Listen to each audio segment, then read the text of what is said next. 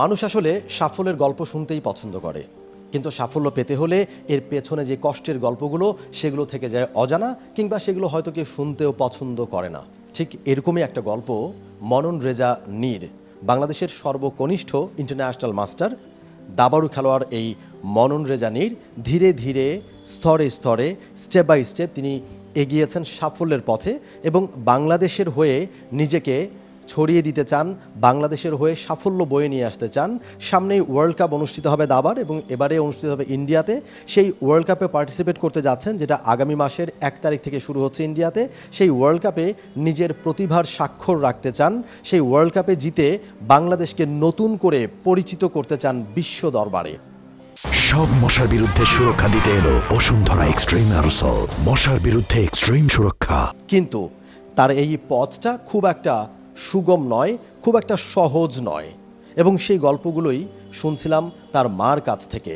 কিভাবে এতদূর পর্যন্ত এসছেন মনন রেজা নীর, এবং কিভাবে করে নিজেকে মেলে ধরেছেন, এবং তার লক্ষ্য পূরণের পথে যে কঠিন পথ কিংবা যেই অসুবিধা, যে বাধাগুলো রয়েছে সেগুলো সম্পর্কে শুনছিলাম। বাংলাদেশে 3টা নম নিয়ে 6 মাসের মধ্যে আন্তর্জাতিক মাস্টার হয়েছে।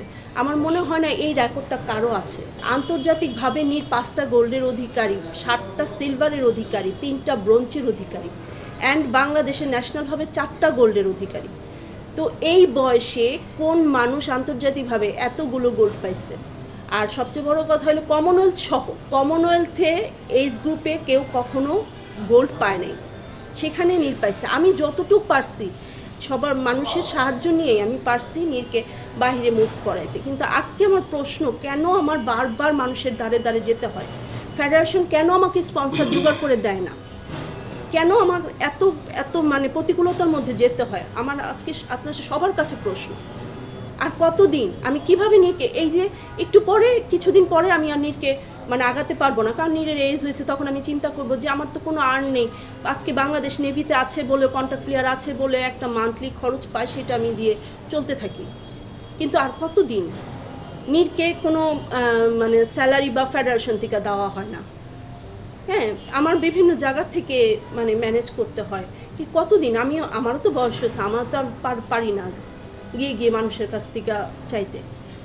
তো এই পুরো দায়িত্বটা আমি সমাজের কাছে বলবো যে আজকে নীরদের মতো নীর যদি 6 মাসে, শুধু নীরে ম্যাট্রিক পরীক্ষার পরে দেখেন 2টা বছর আপনারা একটু নীরের পাশে থাকেন, 2 বছরের মধ্যে বাংলাদেশ জিএম পাবে। আমি মানে আল্লাহ যদি চায়, ঠিক আছে, আমি এইটুকু কথা দিতে পারি। কারণ নীরের যে প্রতিভা নীর দেখাইছে এই পর্যন্ত বাংলাদেশে কেউ দেখাইতে পারে নাই।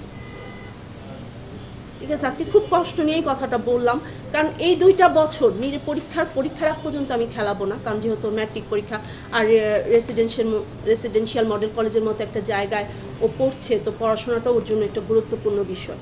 তো আমরাও চাইবো ভালোভাবে ম্যাট্রিকটা পাশ করুক। তারপরে আমার হাঙ্গেরি যাওয়ার একটা 3 মাসের একটা পরিক্রমা, যেখান থেকে ওর নম জোগাড় করতে পারবে। হ্যাঁ, আশা করি। সেইটি হিউজ পরিমাণে টাকা লাগে, হিউজ পরিমাণ, আপনারা কল্পনা করতে পারবেন না।